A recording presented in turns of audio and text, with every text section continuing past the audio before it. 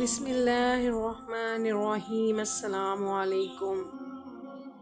اپنی مرضی کی شادی کرنے کے لیے نماز فجر یا عشاء کے بعد پہلا کلمہ لا الہ الا اللہ محمد رسول اللہ کو 300 مرتبہ پڑھیں اور درمیان میں 11 بار درود پاک درود ابراہیمی بھی پڑھا جائے۔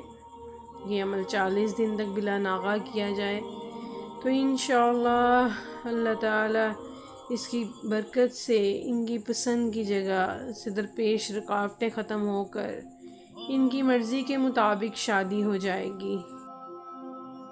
حضرت انس رضی اللہ عنہ روایت کرتے ہیں کہ ہم نے ایک دفعہ نبی کریم صلی اللہ علیہ وآلہ وسلم کو دیکھا کہ آپ مسکرا رہے ہیں، تو حضرت عمر رضی اللہ عنہ نے پوچھا، یا رسول اللہ صلی اللہ علیہ وآلہ وسلم، کون سی چیز مسکراہٹ کا سبب ہوئی؟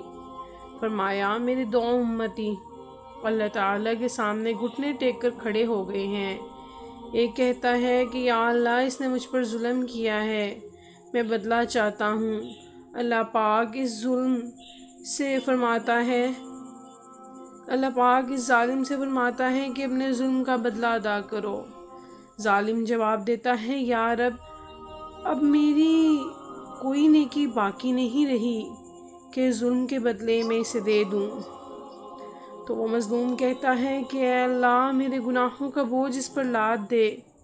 یہ کہتے ہوئے نبی اکرم صلی اللہ علیہ وآلہ وسلم آپ دیدہ ہو گئے اور فرمانے لگے، وہ بڑا ہی سخت دن ہوگا۔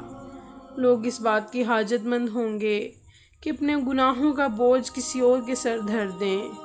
اب اللہ پاک طالب انتقام مظلوم سے فرمائے گا، نظر اٹھا کر جنت کی طرف دیکھ۔ وہ سر اٹھائے گا، جنت کی طرف دیکھے گا اور عرض کرے گا، یا رب، اس میں تو چاندی اور سونے کے محل ہیں اور موتیوں کے بنے ہوئے ہیں۔ یا رب، کیا یہ کسی نبی، کسی صدیق اور شہید کے ہیں؟ اللہ تعالیٰ فرمائے گا، جو اس کی قیمت ادا کرتا ہے اس کو دے دیے جاتے ہیں۔ وہ کہے گا، یا رب، بھلا اس کی قیمت کون ادا کر سکتا ہے؟ اللہ تعالیٰ فرمائے گا، تو اس کی قیمت ادا کر سکتا ہے۔ اب وہ عرض کرے گا، یا رب، کس طرح؟ اللہ جل شانہ ارشاد فرمائے گا، اس طرح کہ تو اپنے بھائی کو معاف کر دے۔ وہ کہے گا، یا رب، میں نے معاف کیا۔ اللہ پاک فرمائے گا، اب تم دونوں ایک دوسرے کا ہاتھ تھامے جنت میں داخل ہو جاؤ۔